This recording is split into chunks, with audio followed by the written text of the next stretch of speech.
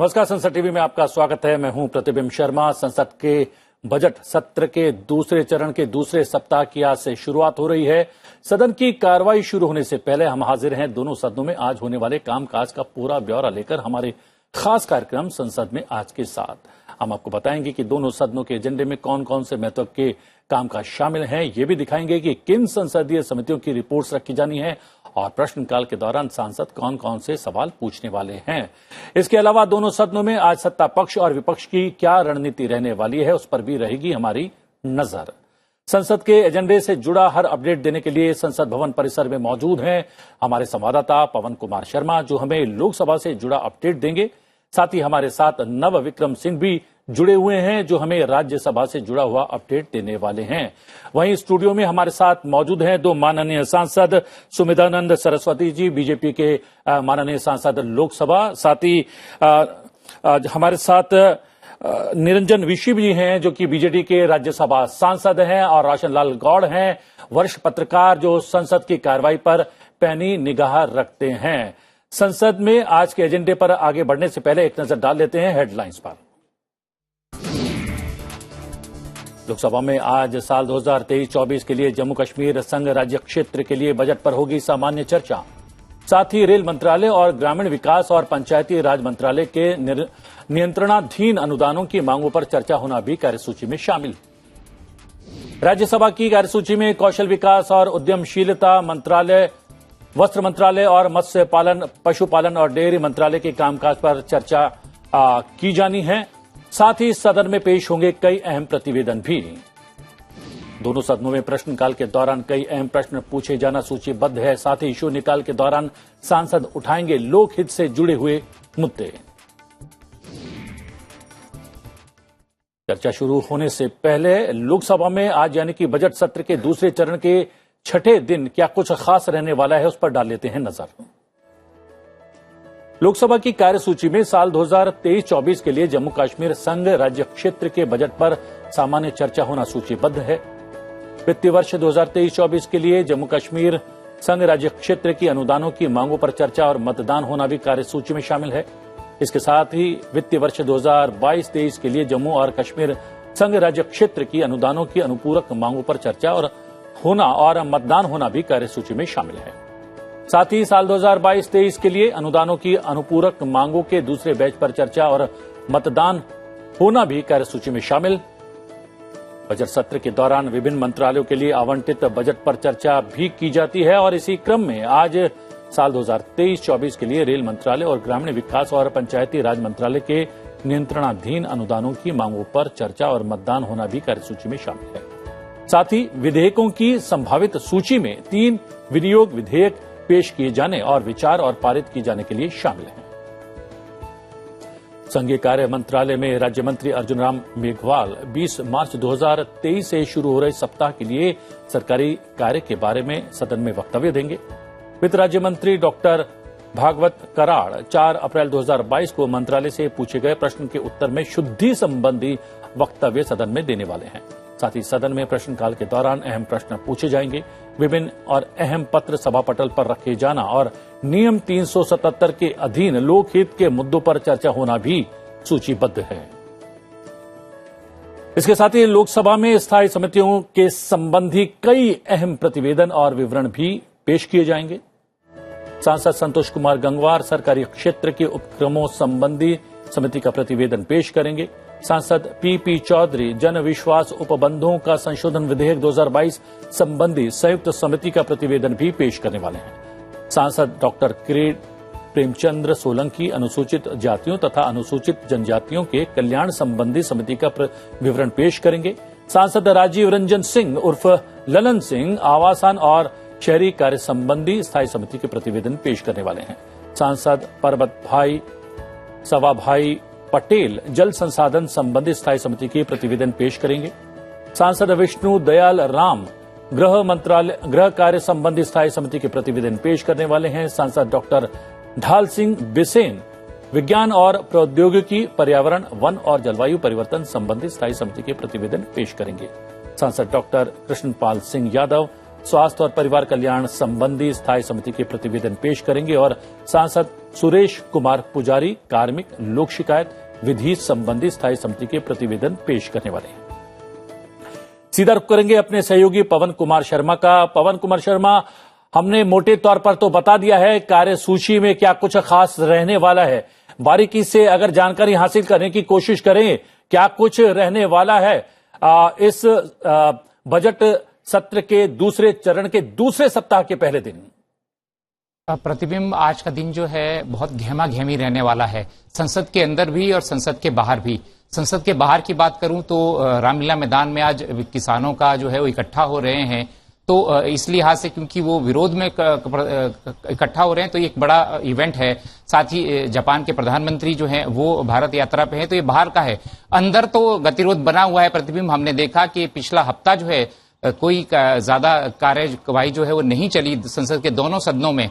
जो विपक्ष है वो जेपीसी की मांग कर रहा है अडानी मामले में, तो जो पक्ष है वो राहुल गांधी से माफी की मांग कर रहा है जो उन्होंने बयान दिया लंदन में।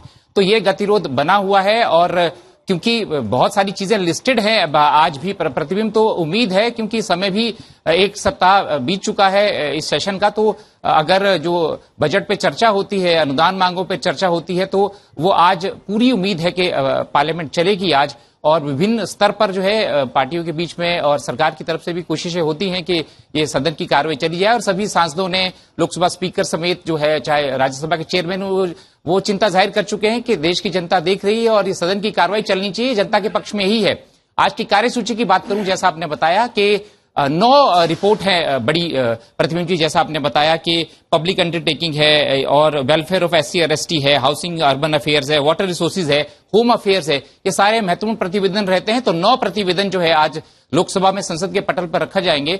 और उसके बाद जो वित्त मंत्री निर्मला सीतारमण ने जो वित्त विधेयक जम्मू कश्मीर को लेकर जो पेश किया था, उसके ऊपर जो है चर्चा भी होनी है। एक तो उसके ऊपर जो ये डिमांड्स फॉर ग्रांट्स है, अनुदान मांगे हैं 2023-24 के लिए, उस पर चर्चा होनी है और साथ में ही बजट पे भी चर्चा होनी है। इसके अलावा जो Jammu Kashmir appropriation number 2 bill है 2023 का और एप्रोप्रिएशन नंबर 2 बिल 2023 जो ऑल टुगेदर जम्मू कश्मीर के संबंध में भी विनियोग विधेयक है और पूरा जो देश के वित्त मंत्रालय से संबंधित भी विनियोग विधेयक है, ये लिस्टेड है।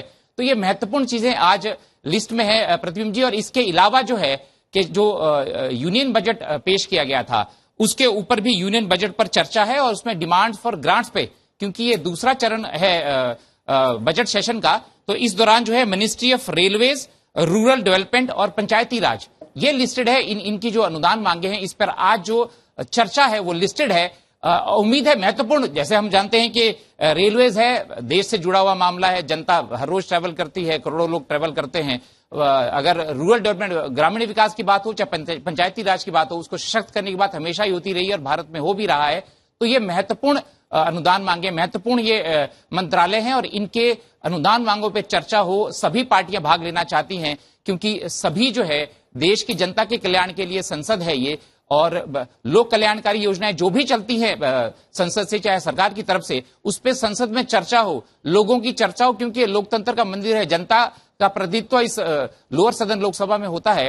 तो ऐसी उम्मीद है कि आज भी ये प्रतिनिधि चर्चा आगे बढ़ेगी। जी, जानकारी के लिए बहुत बहुत धन्यवाद सुमिंदर जी। जैसे हमारे सहयोगी लगातार बता रहे थे कि किस तरीके से वित्त विधेयक पास होना बेहद आवश्यक है और अगर बजट सत्र के पहले चरण की बात करें तो बजट पेश करने के लिए वो महत्व रखता है, तो यहां पर बजट पारित करने के लिए ये चरण जो है बहुत महत्व का रखता है। और जम्मू कश्मीर चूंकि वो यूटी बन गया है, सीधे तौर पर उसका बजट और उसकी जो क्या कहते हैं विकास की गति है वो बाधित ना हो, उसके लिए उसके बजट पर चर्चा होना, वो पास होना, ये कितना महत्व का मानते हैं आप? संसद का गठन इसलिए होता है देश के विधायी कार्य करे, देश का बजट पास करे, बजट की क्रियान्वित करे।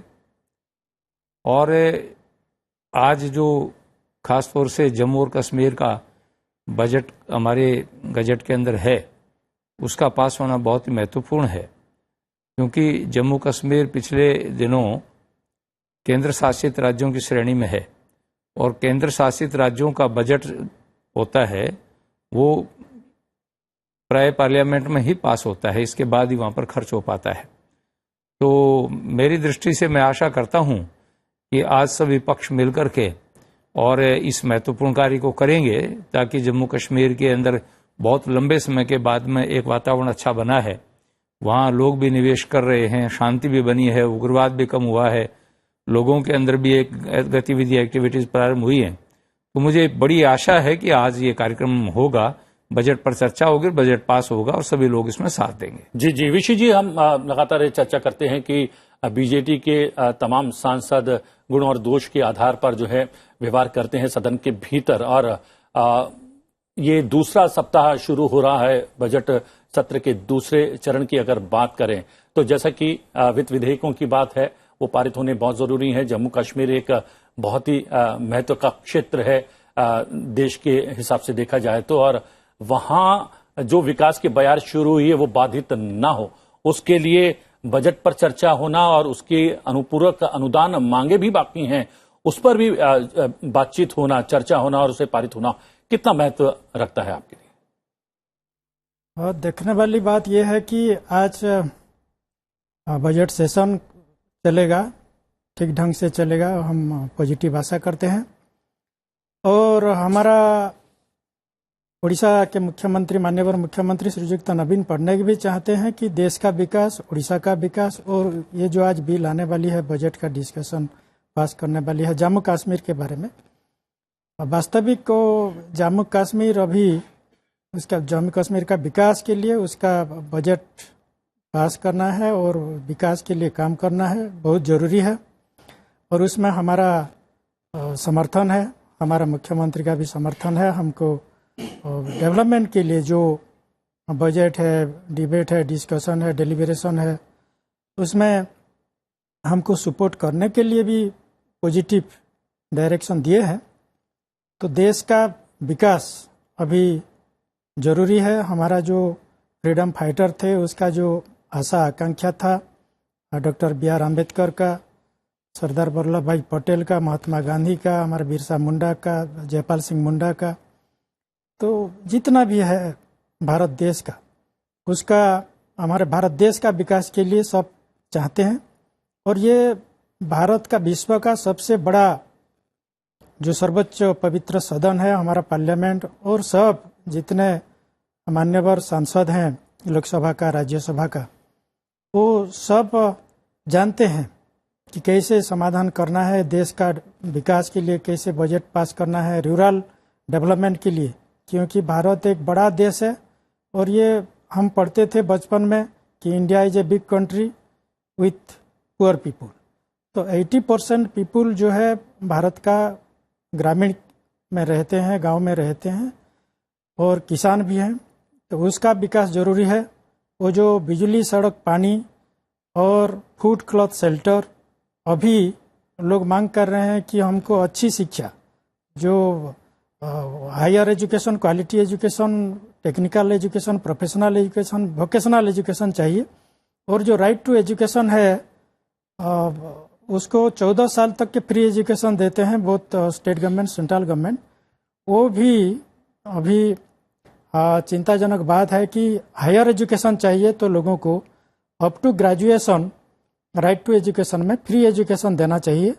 8वां श्रेणी तक पढ़ते हैं, उसके बाद ड्रॉप आउट होते हैं। तो जो गरीब बच्चे 1 श्रेणी से 8वां श्रेणी तक, स्टैंडर्ड 8 तक पढ़ते हैं फ्री में, अभी उसके बाद वो 9th 10th में पढ़ नहीं पाते हैं फीस दे करके। तो राइट टू एजुकेशन एक्ट को भी संशोधन करना है। और आज हमारे जो राज्यसभा में स्किल डेवलपमेंट मिनिस्ट्री में डिस्कशन है, हमारा टेक्सटाइल मिनिस्ट्री का डिस्कशन है, बहुत इम्पोर्टेंट टॉपिक्स है, डिस्कशंस है। और जो टेक्सटाइल का बात है, हमारा उड़ीसा में हाई क्वालिटी कॉटन प्रोड्यूस होता है, फार्मर्स करते हैं।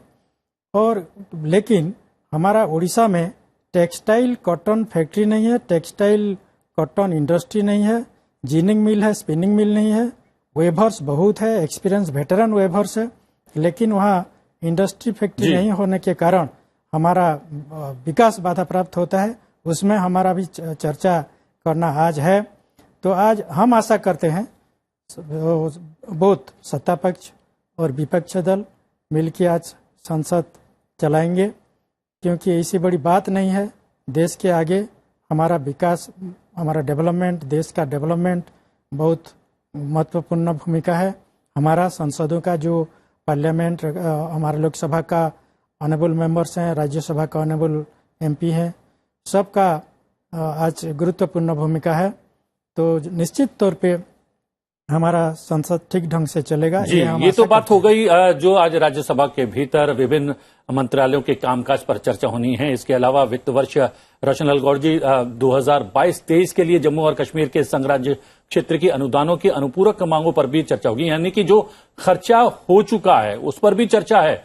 कितने महत्वपूर्ण है, क्योंकि हम बार बार ये चर्चा कर रहे हैं कि जिस बयार की बात हम कर रहे हैं, विकास के बयार की बात कर रहे हैं, वो सीधे तौर पर सरोकार रखती है बजट से।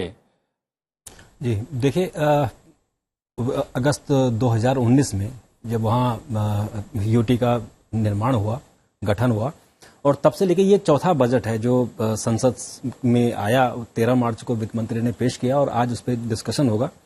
और जो हालत है, जैसे आपके संवाददाता ने भी कहा कि अंदर और बाहर जो गहमा-गहमी है, शायद सत्र को चलाना अगर चले तो ये दोनों के हित में होगा, क्योंकि 370 हटने के बाद वहां कितना डेवलपमेंट हुआ ये सांसदों के पास एक अच्छा मौका है कि वहां डिस्कस करें और बताएं।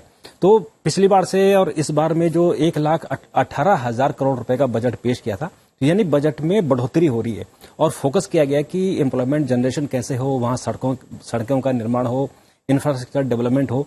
तो इन सबके लिए जो एक मोटा बजट गया है जम्मू कश्मीर के लिए, उस पर हमारे सांसदों के पास, लोकसभा के सांसदों के पास आज मौका है कि वो उस पर डिस्कस करें और अगर कहीं कमी है तो उसको भी उजागर करें। उस पर सरकार यहां जवाब देगी। तो आज हम भी उम्मीद कर रहे हैं। और दूसरा, जो आज 2 मंत्रालयों का लोकसभा में चर्चा होनी है, डिमांड ऑफ ग्रांट्स को लेकर 2 राज्यसभा में चर्चा होनी है।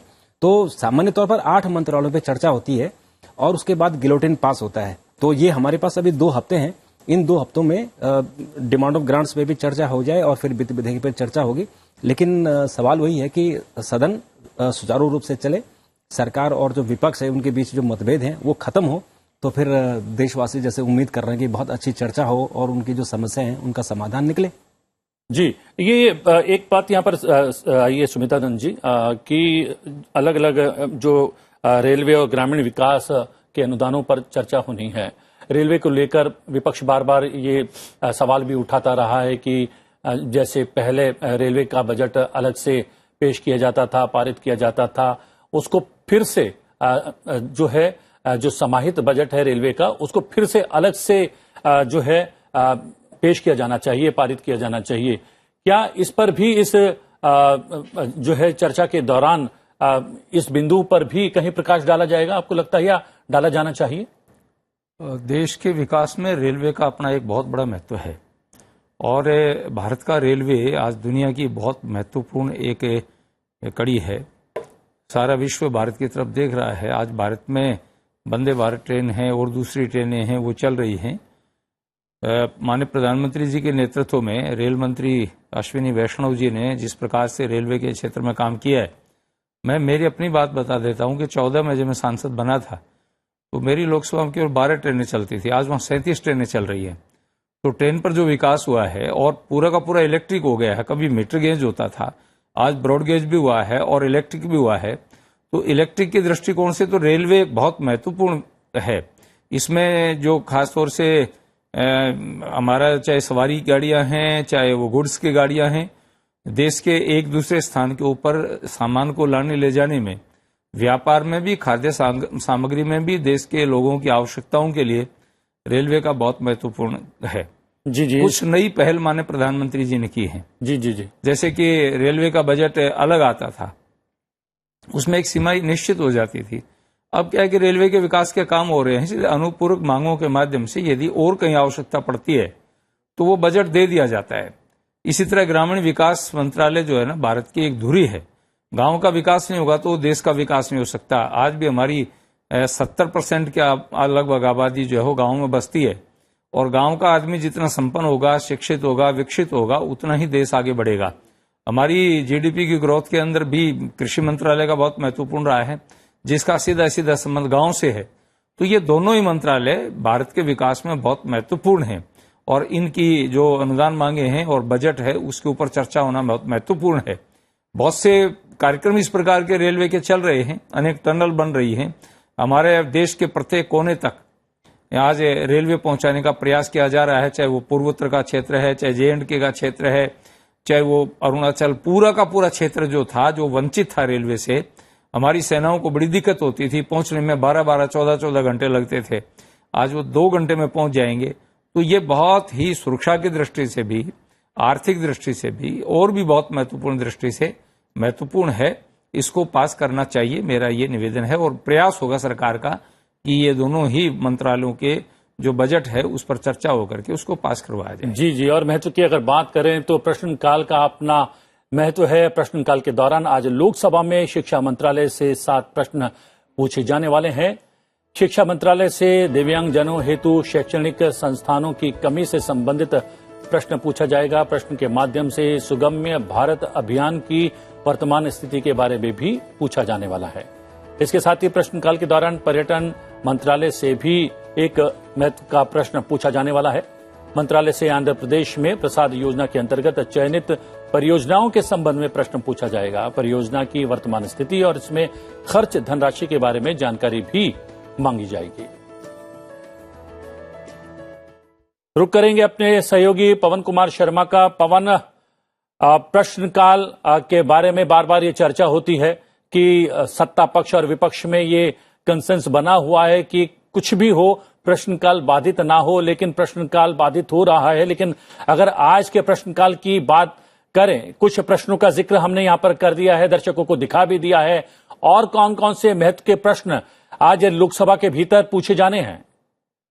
प्रतिबिंब जी, जैसा आपने बताया, पिछले हफ्ते तो कुछ भी नहीं हुआ, ना प्रश्नकाल चला, ना बाकी कार्रवाई हुई, वही गतिरोध बना हुआ। इस हफ्ते जो है दूसरा हफ्ता है बजट सेशन के दूसरे चरण का, तो उम्मीद है कि प्रश्नकाल चले। और जैसा सबके ऊपर दबाव भी रहता है, माननीय सांसद सुमेधानंद जी बैठे हैं, बाकी राज्यसभा के हमारे सांसद बैठे हैं, तो सभी सांसद भी चाहते हैं कि प्रश्नकाल चले और ये सभी पार्टियों की भावना रहती है। और उम्मीद है कि ये भावना जो है आज परिलक्षित भी होगी, लोकसभा की बात हो चाहे राज्यसभा की बात हो। मैं अगर लोकसभा के प्रश्नकाल की बात करूं, जैसे 20 प्रश्न रहते हैं प्रतिबिंब जी उसमें, तो एजुकेशन शिक्षा मंत्रालय से जुड़े 7 प्रश्न हैं, वैसे ही जो वित्त मंत्रालय उससे जुड़े 4 प्रश्न हैं, लेबर और एम्प्लॉयमेंट से जुड़े 3 प्रश्न हैं, कॉर्पोरेट अफेयर से 2 हैं, स्किल डेवलपमेंट और टूरिज्म से जुड़ा 1 प्रश्न है। तो ये चीजें जो हैं ये सारे के सारे मंत्रालय अहम है। और सवाल कौन कौन से महत्वपूर्ण मैं आपको बता दूं कि infrastructure development in north east state, ये दिलीप साइकिया है, मंगलदोई सीट है असम में, वहां के सांसद है। उन्होंने नॉर्थ ईस्टर्न स्टेट में कौन कौन से इंफ्रास्ट्रक्चर के काम हुए हैं पिछले 3 वर्षों में, उसका उन्होंने डाटा मांगा है सरकार से। तो ये बड़ा महत्वपूर्ण है, नॉर्थ ईस्ट का विकास सरकार की प्रायोरिटी भी है और वो दिखता भी है। अभी 3 हाल ही में जो राज्यों में चुनाव हुए वहां पे बीजेपी को वहां पे मिला भी, मौजूदा सरकार को वहां पे लोगों का समर्थन भी मिला। तो ये बड़ा महत्वपूर्ण सवाल है उनकी तरफ से। फिर साथ ही नेशनल एलिजिबिलिटी टेस्ट, क्योंकि शिक्षा मंत्रालय से जुड़े 7 प्रश्न हैं, तो नेशनल एलिजिबिलिटी जो टेस्ट होता है उससे संबंधित प्रश्न है। संजय काका पाटिल जी हैं, सांगली महाराष्ट्र से सांसद है, उनका सवाल है। Migration of youth for higher education, Achyuta Samanta हैं, ये कंधमाल से उड़ीसा से सांसद हैं। उन्होंने कहा है कि हायर एजुकेशन के लिए जो उड़ीसा के लोग हैं उनको दिल्ली आना पड़ता है, बाकी प्रदेशों के मुख्य शहरों में जाना पड़ता है, तो माइग्रेशन ऑफ यूथ जो है वो बड़ा चिंता का विषय है उड़ीसा के लिहाज से, तो उन्होंने अपना प्रश्न रखा है। उसके साथ ही फेक यूनिवर्सिटीज, बड़ा महत्वपूर्ण सवाल रहता है। फेक यूनिवर्सिटीज बहुत सारी है, डिग्रियां फेक सामने आती हैं, ये सभी जगह सवाल उठता रहता है प्रतिनिधि जी, ये भी प्रश्न है आज की लिस्टेड है। और teachers involve in non academic activities, ये श्रीनिवास पाटिल हैं, एनसीपी के सांसद हैं सतारा से। इन्होंने सवाल पूछा है कि जब नॉन एकेडमिक स्कूलों के जो अध्यापक हैं वो चुनाव में व्यस्त रहते हैं या जो सरकारी कार्यक्रम रहते हैं उनको लागू करना होता है, तो उसमें टीचरों की सहभागिता रहती है, उनकी सेवाएं ली जाती हैं। तो उन्होंने इस बारे में पूछा है कि देश में स्थिति कैसी है, क्योंकि इससे प्रभावित होती है बच्चों की शिक्षा, ऐसा उनका कहना है। तो ये प्रश्न बड़ा महत्वपूर्ण है, ये भी आज लिस्टेड है।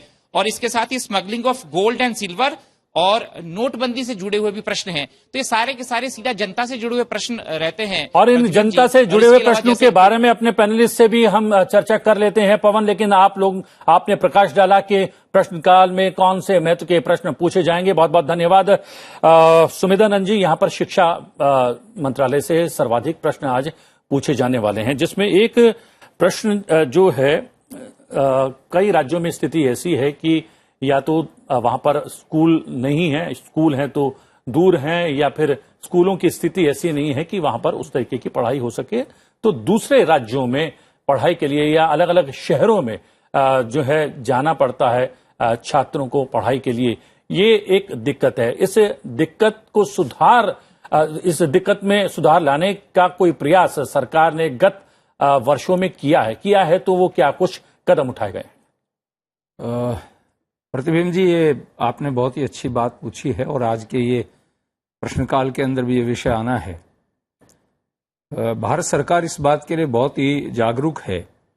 अभी विषय आया था कि भाई दूसरे प्रांतों से हमारे छात्रों को अन्य प्रांतों में पढ़ने के लिए जाना पड़ता है। खासतौर से दो विषय ऐसे हैं, एक तो मेडिकल और एक तकनीकी शिक्षा, जिसमें हमारे छात्रों को दूसरे जगह जाना पड़ता है। माननीय प्रधानमंत्री जी ने प्रयास करके ये कोशिश की कि प्रत्येक डिस्ट्रिक्ट हेडक्वार्टर के ऊपर मेडिकल कॉलेज हो। देश के विभिन्न हिस्सों में 25 के आसपास लगभग है वो एम्स हों। तो वो इसलिए किया गया है कि एक तो हमारी आवश्यकताओं की पूर्ति हो जाए और दूसरा एजुकेशन के लिए हमारे बच्चों को न केवल दूसरे प्रदेशों में बल्कि विदेशों में भी जाना पड़ता है। आपने देखा था पिछले दिनों यूक्रेन युद्ध के समय में हमारे 18-19 हजार बच्चों को हमें बाहर से लाने की हमारे सामने संकट खड़ा हो गया था। यदि हमारे यहाँ स्ट्रक्चर इस प्रकार का हो जिसमें हमें हर डिस्ट्रिक्ट के अंदर हर प्रांत में एजुकेशन मिल जाए तो हमारे बच्चों को बाहर नहीं जाना पड़ेगा, न दूसरे प्रदेश में जाना पड़ेगा, न देश में जाना पड़ेगा। इसके लिए सरकार जागरूक है। ऐसे विश्वविद्यालय, अनेक विश्वविद्यालय खड़े। कुछ वर्षों से जिस तरीके से महत्व दिया जा रहा है केंद्र सरकार के द्वारा, वहां पर कुछ बदलाव नजर आ रहा है, और आ रहा है तो किस तरीके का बदलाव है?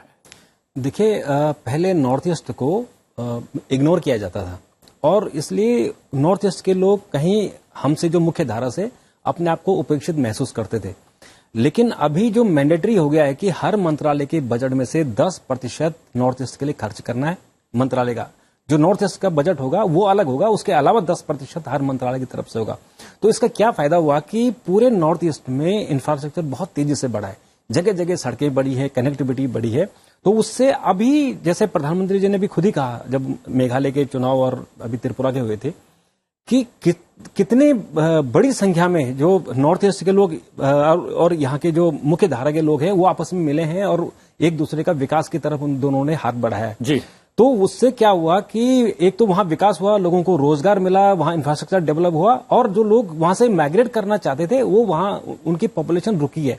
तो ये बहुत बड़ा एक चेंज हमें देखने को मिला, और जो एक उपेक्षित अपने आप को महसूस करते थे वो उपेक्षा भी उनकी कम हुई है। तो मुझे लगता है कि ये सबसे बड़ा इसका एग्जाम्पल है कि जब आपने पैसा ज्यादा खर्च किया, लोगों को उनके घरों में ही रोजगार दिया और ज्यादा से ज्यादा पैसा वहां इन्वेस्ट किया, वहीं लोगों को रोजगार दिया, तो मुझे लगता है कि वो जो माइग्रेशन की बात हो रही है वो शायद माइग्रेशन भी वहां रुका हुआ है। और राज्यसभा में क्या कुछ खास रहने वाला है, एक नजर डालते हैं।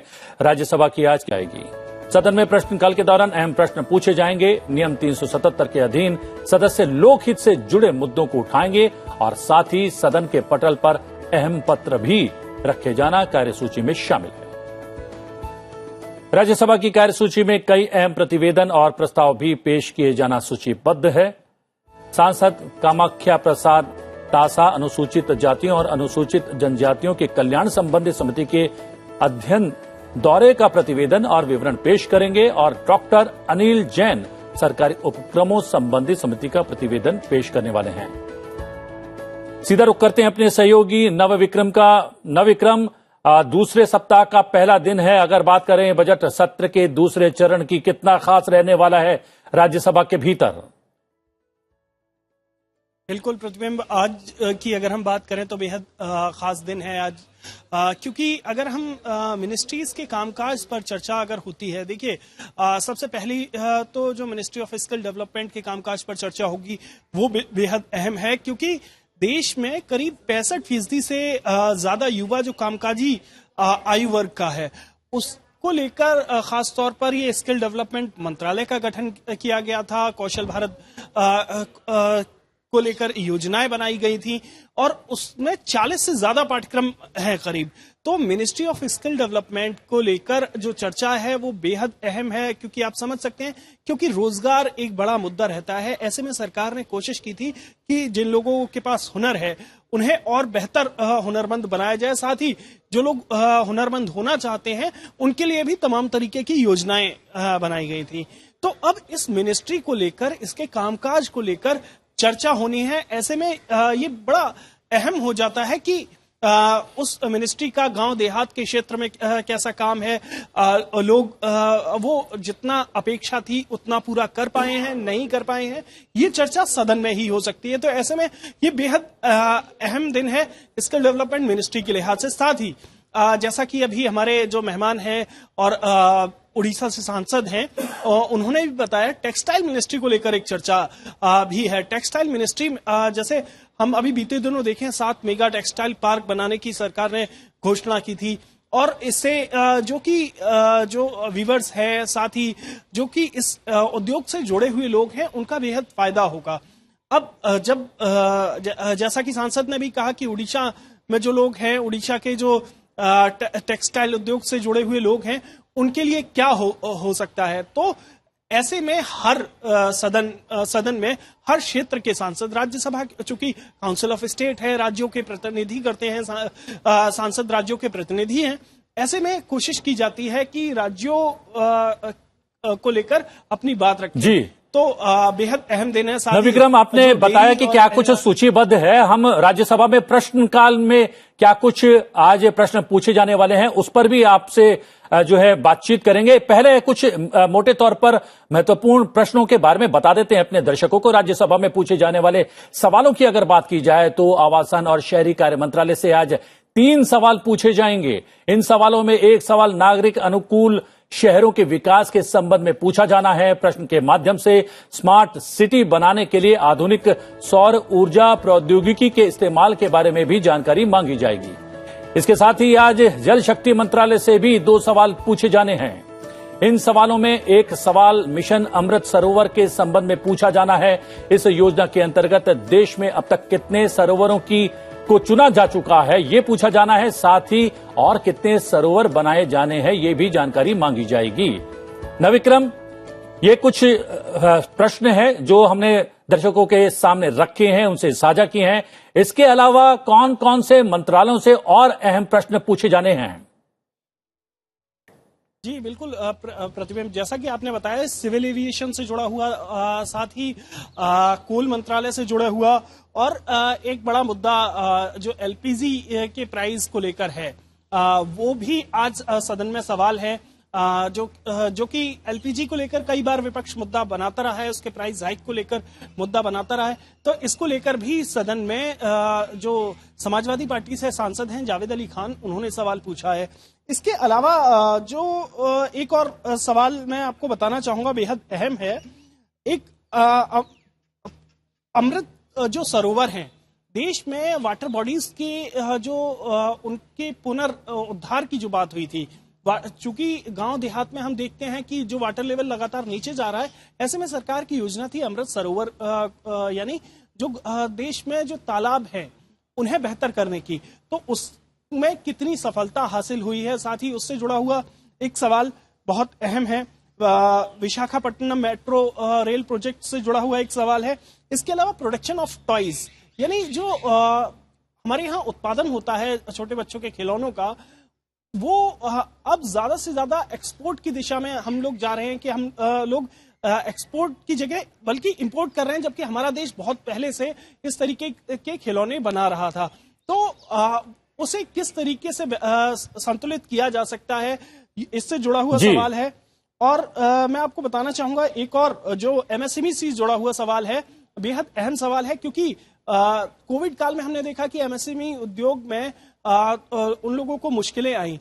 ऐसे में ये सवाल पूछा गया है कि महिलाएं इस जो एमएसएमई से हैं, क्या कोविड काल के दौरान उसके बाद उनकी संख्या में कमी आई है? साथ ही मुद्रा लोन का जो फायदा है वो महिलाओं को मिला है। हम जानते हैं कि मुद्रा लोन जो सरकार ने शुरू किया था उसका ज्यादा से ज्यादा फायदा जी नविक्रम, आपने विस्तार से जानकारी दी है कि कौन कौन से महत्व के प्रश्न आज अलग अलग मंत्री और मंत्रालय से पूछे जाने हैं। बहुत बहुत धन्यवाद सुमित्रानंद जी। यहाँ पर सौर ऊर्जा या फिर सौर ऊर्जा प्रौद्योगिकी की बात होती है और स्मार्ट सिटीज में इसका किस तरीके से उपयोग किया जाएगा, ये एक सवाल जो है पूछे जाएंगे राज्यसभा के भीतर। लेकिन अगर देश को केंद्र में रखकर इन विषयों पर की बात की जाए, जैसे अमृत सरोवर की भी बात यहां पर पूछी जानी है अपने प्रश्नों में माननीय सांसदों के द्वारा। अमृत सरोवर और सौर ऊर्जा प्रौद्योगिकी के इस्तेमाल को लेकर जो सवाल पूछे जाने वाले हैं केंद्र में रखा जाए अगर देश को, तो कितने महत्व के सवाल हैं दोनों? देखिए, जल और ऊर्जा दोनों हमारे जीवन के बहुत महत्वपूर्ण अंग हैं। जल है तो जीवन है, बिना जल के हमारा जीवन अधूरा सा हो जाता है। हमारे यहाँ शास्त्र में कहा गया है जलयति संगाति तिस जलह, जल से ही जीवन का निर्माण होता है और इस पर समय समय पर सरकार ध्यान देती रही है। लेकिन प्रधानमंत्री जी ने पिछले दिनों पहल की कि अनेक जल सरोवर, अमृत सरोवर उसको नाम दिया क्योंकि अमृत काल चल रहा है, और उन्होंने कहा कि प्रत्येक सांसद अपने क्षेत्र में कम से कम 50 सरोवर तैयार करे। उसके लिए सरकार भी बजट दे रही है। मंत्रालय जल जीवन मिशन का जो मंत्रालय है, जल जीवन मिशन के माध्यम से जल शक्ति मंत्रालय भी इसमें काम कर रहा है, और सांसदों से भी और कहा कि जितनी संस्थाएं हैं, एनजीओज हैं और कंपनीज हैं, संस्थाएं हैं, बड़ी बड़ी इंडस्ट्रीज हैं, उनको साथ लेकर के भी ये काम किया जाना चाहिए। इसी तरह से सौर ऊर्जा की बात आपने की। हमारे देश में बिजली के उत्पादन पर बहुत सारी चीजें थी, जैसे जल से काम होता था, नहीं तो यूरेनियम मंगा करके और उससे हम बिजली तैयार करते थे। उससे हमारी सुरक्षा को भी खतरा रहता था और पर्यावरण को भी दिक्कत आती थी।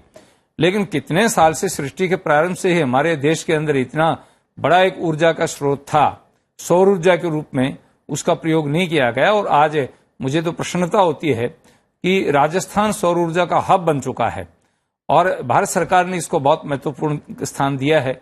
अभी आप रेलवे को लेंगे, रेलवे में कितना कोयला खर्च होता था, कोयले से हम इलेक्ट्रिक पर आए। लेकिन अब वहां भी सरकार का यह प्रयास है कि हम वहां स्थान स्थान के ऊपर सौर ऊर्जा के केंद्र बना करके और रेलवे को दें, इंस्टीट्यूट को लेकर के, घरों को लेकर के, जितने प्राइवेट इंस्टीट्यूट हैं, जितने सरकारी इंस्टीट्यूट हैं, सरकारी कार्यालय हैं, उनमें बिजली की खपत होती है। अगर उनकी छतों के ऊपर सौर ऊर्जा के संसाधन लगा करके, प्लेट्स लगा करके और सौर ऊर्जा का संचयन किया जाए। इसी तरह से कुसुम योजना लेकर के आई भारत सरकार। किसान अपने खेत में बिजली के संयंत्र लगाए सौर ऊर्जा के और वो खुद खर्च करे और बची हुई बिजली सरकार को दे। तो ये दोनों ही बहुत महत्वपूर्ण विषय हैं और भारत सरकार का इन पर विशेष ध्यान है। राज्य सरकार यदि इसके साथ कदम से कदम मिलाकर चलेंगी तो हमें जो विदेशों से सामान आयात करना पड़ता है बिजली के उत्पादन के लिए, उसका संकट नहीं होगा। और हमारी जो बड़ी चिंता है जल के ऊपर, इसका भी समाधान हो सकता है, वाटर लेवल मेंटेन हम कर सकते हैं। जी निरंजन मिश्र जी, यहाँ पर एक जो महत्व की बात यहाँ पर सुमित्रानंद जी ने कही है कि कहीं ना कहीं केंद्र सरकार अपने तरीके से या फिर उसके विभिन्न मंत्रालय अपने प्रयास तो कर ही रहे हैं, साथ ही साथ सामंजस्य जो है राज्य सरकारों से भी अगर बैठ पाए इन विषयों पर, चाहे वो सौर ऊर्जा प्रौद्योगिकी की बात हो, उसके इस्तेमाल की बात हो, या फिर अमृत सरोवर को चिन्हित करने और उनको फिर से जो है पुनर्जीवित करने के प्रयास की बात हो, तो राज्य सरकारों का भी सहयोग होना चाहिए। क्या सामंजस्य से ही हम लोग इस विषय में कुछ आगे बढ़ सकते हैं? हाँ, डेफिनेटली हो रहा है। राज्य सरकार संघीय व्यवस्था में भारत, ये जो हमारा संघीय व्यवस्था है, फेडरल सिस्टम ऑफ गवर्नमेंट में केंद्र सरकार और राज्य सरकार जो मिल के काम करेंगे तो भारत का, राज्य का भी डेवलपमेंट होगा। अभी रोड कनेक्टिविटी जैसा हो रहा है, रेलवे कनेक्टिविटी हो रहा है, नेटवर्क कनेक्टिविटी भी होना चाहिए स्किल डेवलपमेंट के लिए। और हमारा जो अमृत सरोवर की बात है, अमृत सरोवर जो जल उत्सव को सुरक्षा संरक्षण करने के लिए बहुत अच्छा है। फिर भी एग्रीकल्चर के लिए, जो चाषी किसान के लिए और जल सेचन के लिए, वो भी अमृत सरोवर जैसा सब हमारा जो ट्रेडिशनल पारंपरिक जल उत्सव था, वाटर रिसोर्सेस था, उसको भी प्रिजर्वेशन करना बहुत जरूरी है। और हमारा उड़ीसा के मुख्यमंत्री नवीन पटनायक भी जो अमृत सरोवर, केंद्र सरकार का जो अमृत सरोवर योजना और दूसरे जो भी देते हैं, जैसे कि अभी मिशन शक्ति या मिलेट मिशन सब में किसानों का विकास के लिए इरिगेशन, डीप बोरवेल और जो कुसुम योजना है कि सौर शक्ति से जरिया से, सोलार सिस्टम के जरिए से चासी किसान अभी बिना इलेक्ट्रिसिटी से उसका सोलार सिस्टम से जी। चलेगा। और सबसे बड़ी बात यह है कि बहुत महत्व के प्रश्न आज लोकसभा के भीतर भी और राज्यसभा के भीतर भी सूचीबद्ध हैं। ये एक टिप्पणी आखिरी, क्योंकि आप तीनों को जाना होगा, दोनों माननीय सांसद संसद की कार्यवाही में सम्मिलित होने जाएंगे और रोशन लाल जी जाएंगे कवर करने के लिए। रोशन जी, क्या कुछ प्रगति हो रही है इस क्षेत्र में, विशेष रूप से सौर ऊर्जा के क्षेत्र में? देखिए, जब हमारा देश ने पेरिस समझौते में जो क्लाइमेट चेंज को हुआ है उसमें एग्रीमेंट किया और हमारे प्रधानमंत्री जी ने कहा कि हम जो हमारी सौर ऊर्जा यानी जो हमारा जैविक फ्यूल है वहां से हम शिफ्ट करेंगे और सौर ऊर्जा की तरफ आएंगे, तो 3,75,000 यूनिट गीगावाट बिजली बनाने की बात हुई है। उस तरफ हम बहुत आगे निकल गए हैं, जगह जगह सौर पार्क बन रहे हैं। तो मुझे लगता है कि जो हमारा टारगेट है कि 2030 तक हम सौर ऊर्जा का करीबन 3.5 लाख यूनिट बिजली पैदा कर लेंगे और उसके बाद 2050 तक हम कार्बन जीरो पर पहुंच जाएंगे। तो मुझे लगता है कि उस दिशा में एक तो देश को आत्मनिर्भर बनाना है और दूसरी तरफ क्लाइमेट चेंज की जो हम बात कर रहे हैं उसको भी हमने उसकी चुनौतियों का सामना करना है। तो ये हम 2 मिशन पर इस बार काम कर रहे हैं, एक तो क्लाइमेट चेंज से निपटने के लिए और एक जो हमारे देश में बिजली की जो कुछ कमी रह गई है उसको पूरा करने के लिए। वैसे आज हमारा गांव, हर गांव बिजली वाला हो गया है। अब कोई देश का कोई गांव नहीं बचा है कि जहां बिजली न पहुंची हो। जी जी, ये उपलब्धियां हैं हमारे लिए, उपलब्धियां हैं। और इन उपलब्धियों पर जब आज प्रश्न पूछे जाएंगे या फिर उन उपलब्धियों में और क्या कुछ जुड़ना चाहिए, क्या कुछ होना चाहिए, उससे संबंधित जब प्रश्नकाल में प्रश्न पूछे जाएंगे तब क्या संबंधित मंत्रालय या मंत्री की तरफ से जवाब दिया जाता है उस पर सबकी निगाह रहेगी। लेकिन आप तीनों मेहमानों ने समय निकाला और हमसे बातचीत की, बहुत बहुत धन्यवाद। Thank you very much.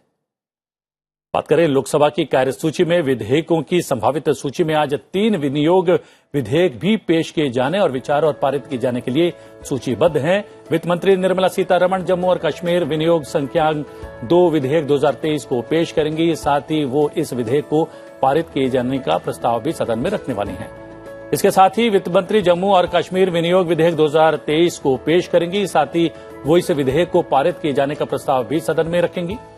वित्त मंत्री निर्मला सीतारमण सदन में विनियोग संख्यांक 2 विधेयक 2023 को पेश करेंगी। साथ ही वो इस विधेयक को पारित किए जाने का प्रस्ताव भी सदन में रखने वाली हैं। और अगर प्रश्नकाल की बात करें तो लोकसभा में आज प्रश्नकाल के दौरान कॉरपोरेट कार्य, उत्तर पूर्वी क्षेत्र विकास, शिक्षा, पर्यावरण, वन और जलवायु परिवर्तन, वित्त, श्रम और रोजगार, कौशल विकास और उद्यमशीलता और पर्यटन मंत्रालय से प्रश्न पूछे जाने सूचीबद्ध हैं। सांसद दिलीप शैकीय उत्तर पूर्वी क्षेत्र विकास मंत्रालय से उत्तर पूर्वी राज्यों में अवसंरचना संबंधी विकास से संबंधित प्रश्न पूछेंगे। सांसद टी.आर. पारिवेंद्र कॉरपोरेट कार्य मंत्रालय से विदेशी कंपनियों और उनकी सहायक कंपनियों से जुड़ा हुआ सवाल पूछने वाले हैं। सांसद संजय काका पाटिल शिक्षा मंत्रालय से राष्ट्रीय पात्रता परीक्षा से संबंधित प्रश्न पूछेंगे। सांसद सुनील कुमार मंडल श्रम और रोजगार मंत्रालय से दैनिक श्रमिकों के लिए योजना से जुड़ा हुआ सवाल पूछने वाले हैं। सांसद नामा नागेश्वर राव वित्त मंत्रालय से केंद्र सरकार का ऋण से संबंधित प्रश्न पूछेंगे।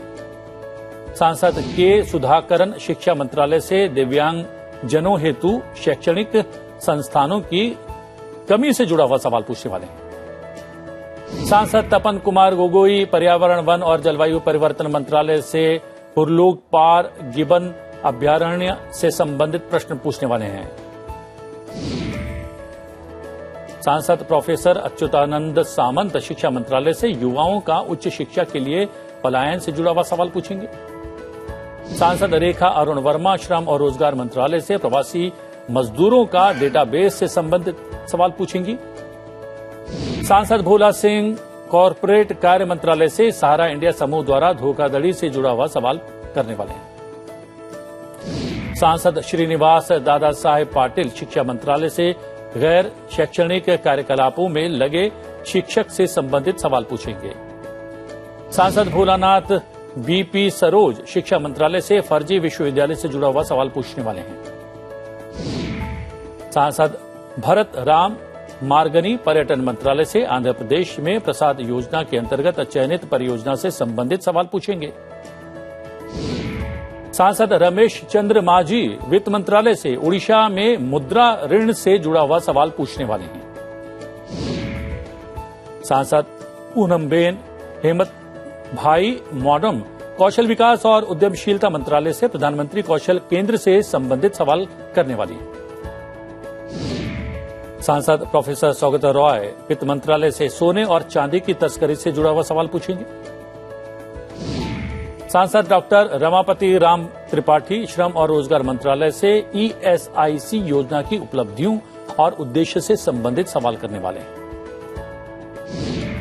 सांसद संतोष कुमार वित्त मंत्रालय से विमुद्रीकरण तथा मुद्रा का संचलन से जुड़ा हुआ महत्वपूर्ण सवाल पूछने वाले हैं।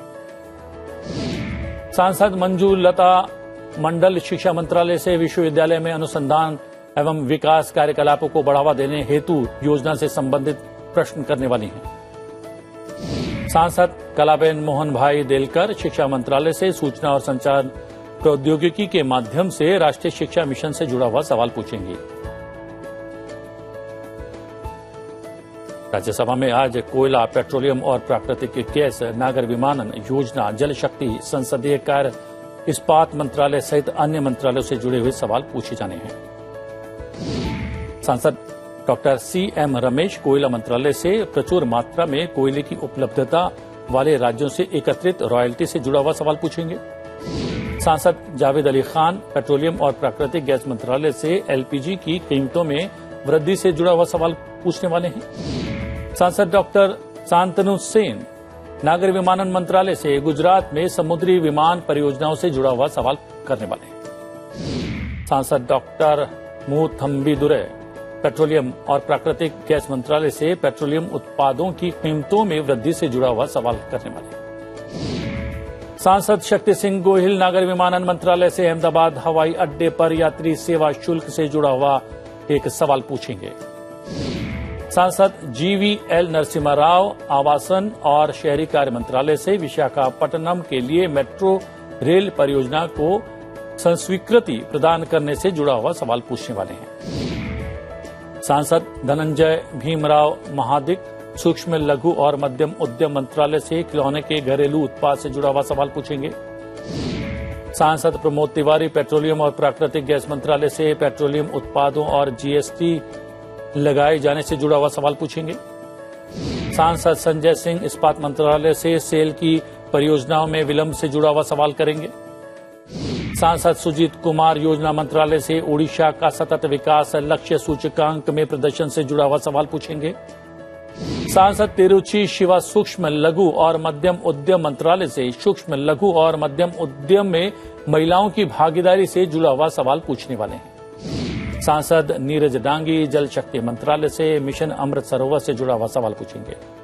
सांसद M षणमुगम आवास और शहरी कार्य मंत्रालय से नागरिक अनुकूलन शहरों के विकास से जुड़ा हुआ सवाल करेंगे।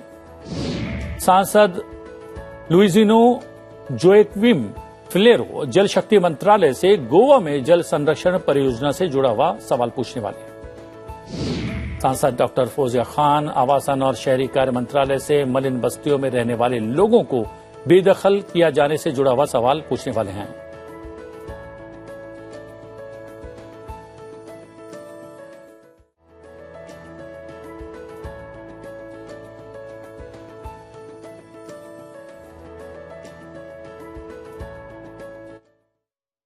लोकसभा अध्यक्ष ओम बिरला ने आज संसद भवन परिसर में आयुष शिविर का उद्घाटन करने वो पहुंचे। लोकसभा अध्यक्ष ने दीप प्रज्वलित करके शिविर का उद्घाटन किया।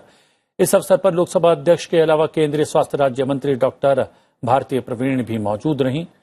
उद्घाटन के बाद लोकसभा अध्यक्ष ने शिविर का निरीक्षण भी किया।